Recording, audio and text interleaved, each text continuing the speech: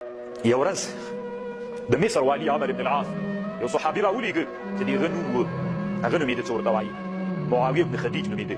معاویه بن خدیج ته یې ویلې د لاسه فتح د اسکندریې څه یې وله. اسکندریه په مصر کې یو ښار ده د مدیترانې دریاب په غاړه باندې، د دې فتحه څه یې وله. عمر بن العاص معاویه بن خدیج ته ویلې د لاسه عمر رضی الله عنه باندې زیری وکړه او د مدینې خلکو ته زیری ورکړه چې الله عز وجل فتح د اسکندریې راوستله. نو کله چې معاویه بن خدیج راغی جومات ته راغی، د جومات د مسجد نبوي ته ناست انتظار ده چې بوی یې وه وړه نجلۍ راغله جومات ته. چې راغله نو پوښتنه یې ترېنه وکړله، وایي ته څوک یې؟ دلته جومات کې ناست یې؟ ده ورته ویلې زه معاویه بن خدیج یم، عمر بن العاص قاصد او رسول رالېږلی یم او د عمر رضی الله عنه سره مې هغه ده. نجلۍ ولاړله منډه یې کړله. چې لاړله عمر صاحب ته یې وویلې چې یو سړی راغلی د مصر نه عمر بن العاص رالېږلی معاویه بن خدیج نومېږي، نو ته ورسره ووینې؟ یې ورته ویلې ورشه زر یې راوله. نو دی پوه شو طالبانو ځکه هلته جنګونه اشتباکات موجود ول. دی چې روان سو یو لاس یې طالبانو لم نیولي و په بل لاس د څادر داسې چې اړولي نیولي سره روان سو. الله فتح د اسکندریې راوستله.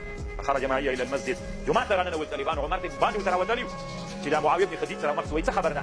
ورخطا سو کنه چې یا به څوک شهیدان شي یا به څه خبر وي. وایي څه خبر ده؟ وایي فتح الله الاسکندریه، الله فتح د اسکندریې راوستله. بس طالبانو جومات ته ورسره ننوتل.